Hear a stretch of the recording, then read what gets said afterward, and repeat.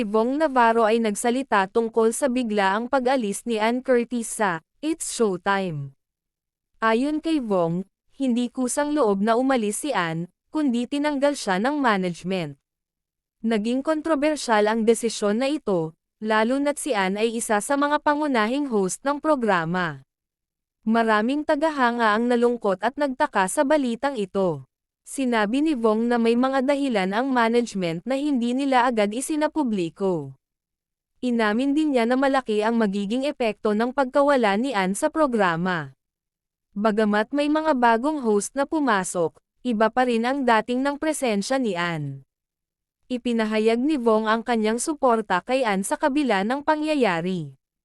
Nabanggit din ni Vong, na kaya daw tinanggal si Ann ay upang ipaayos muna dito ang nasirang pagsasama nila ni Erwan, bahagi daw kasi ng programa nila ang kahalagahan ng pamilya. Sa huli, hiniling niya ang suporta ng mga manunood sa mga pagbabagong nagaganap sa programa.